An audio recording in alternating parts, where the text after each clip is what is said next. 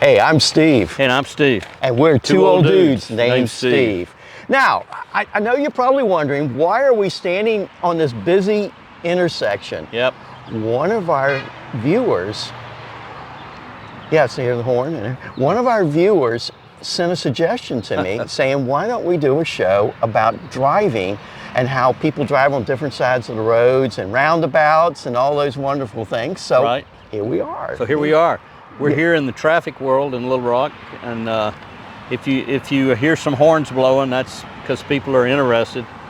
Yeah, they're waving as they go by. Yeah, because we're such stars here in Little Rock. That's it, and some people are waving with fingers and directional pointing. Directional pointing, that's right. Directional Absolutely. pointing. So, you know, it's interesting how in England, they drive on the left side of the road, and here in the United States, we drive on the right side of the road. And that's not even talking about, you know, clockwise versus counterclockwise in traffic circles or anything. So, since we have to be different than the rest of the world, how different are we compared to everybody else? Well, actually, Steve, it's amazing that the people in England are on the minority. Really? 75% of the people in the world drive on the right side of the road versus 25 in England. I didn't realize that.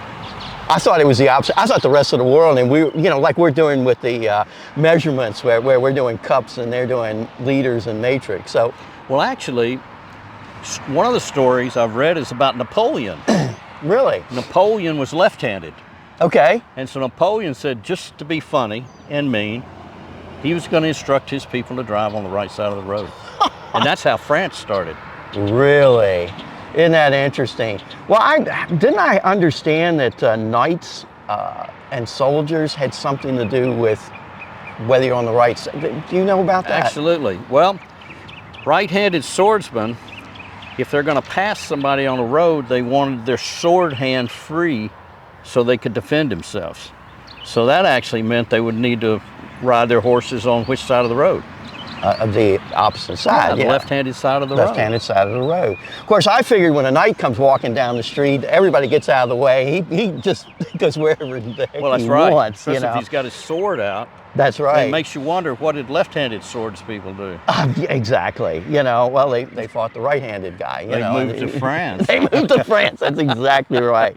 Well, you know, in the United States, wagons, the driver usually sat on the left because he handled the reins for the horses with the right and had the whip in the left hand.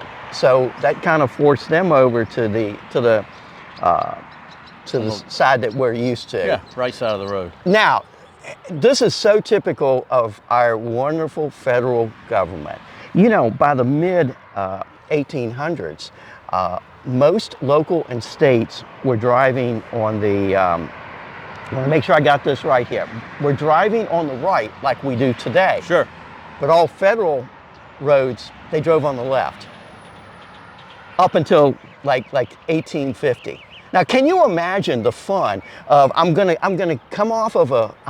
off of a state road and I'm gonna turn onto a federal road and I've got to switch to the opposite side because yeah, nothing tests a marriage and a relationship more than changing from right-handed to left-handed driving. Oh, no kidding.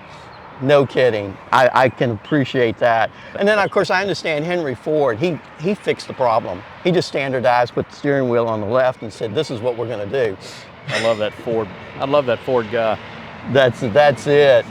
That is it. And then, of course, we have roundabouts and traffic circles. Wow. Oh, my God. I know we've got some special ones here in Little Rock, and in this area, people don't know how to drive in a roundabout. It is certainly a learned maneuver. Yes. May I say. Well, okay, if you think that one's fun, I found that in England, they have what's called magic roundabouts. Uh-oh.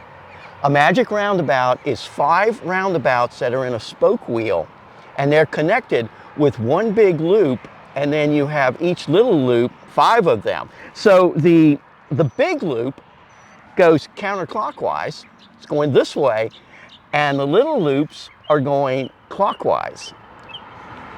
figure that one out? I don't know.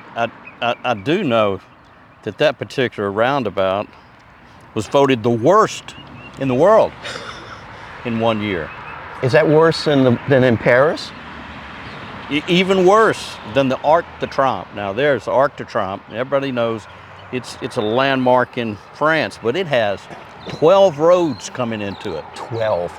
Oh my God. And they have no direction signs, so it's really just kind of up to how you feel.